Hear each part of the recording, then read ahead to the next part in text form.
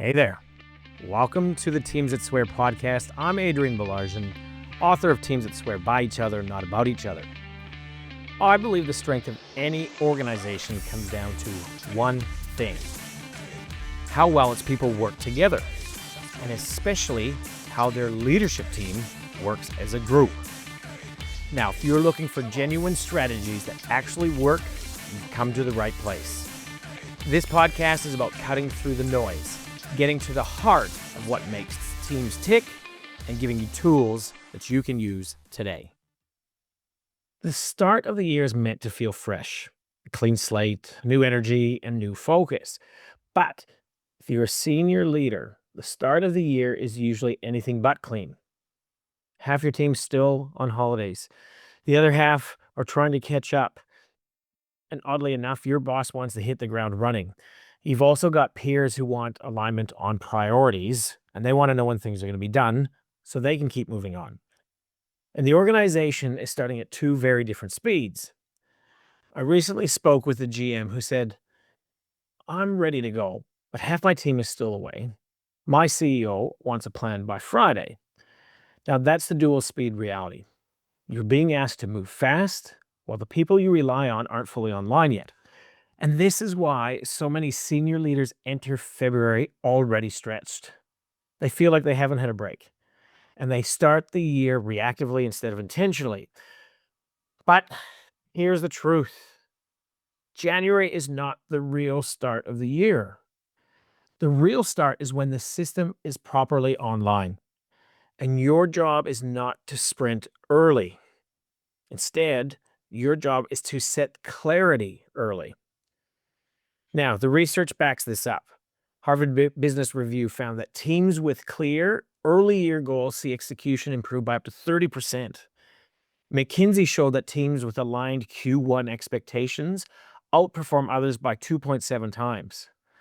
And Deloitte found that 72% of leaders misjudge early year capacity. 72%. Which means most organizations misread Jan. They push for pace instead of clarity.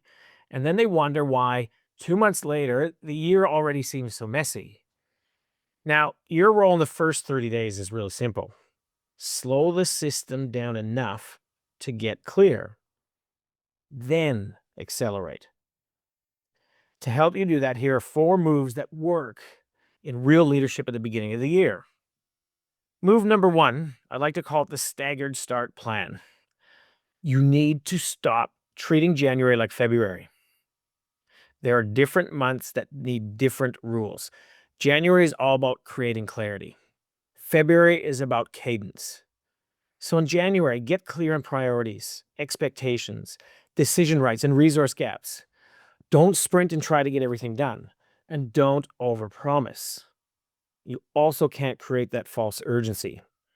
Now, February is where you lift pace because the system can carry it.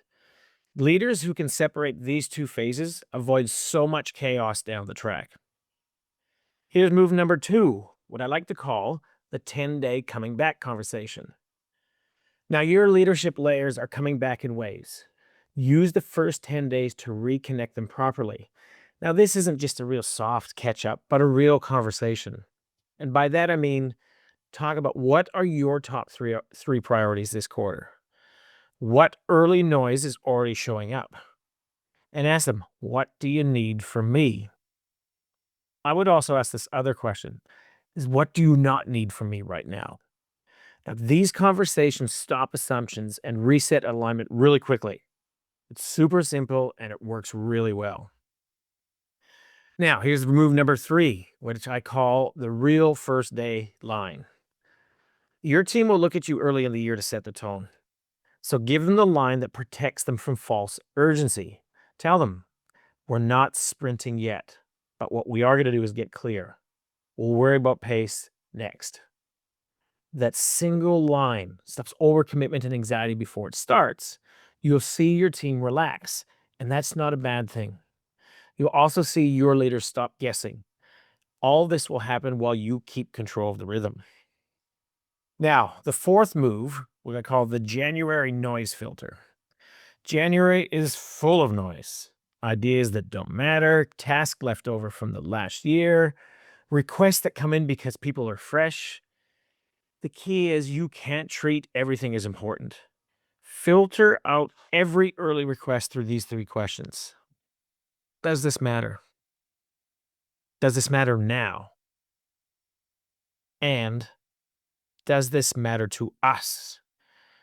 Most things fail one of these questions. And when you filter the noise early, February becomes far easier to lead.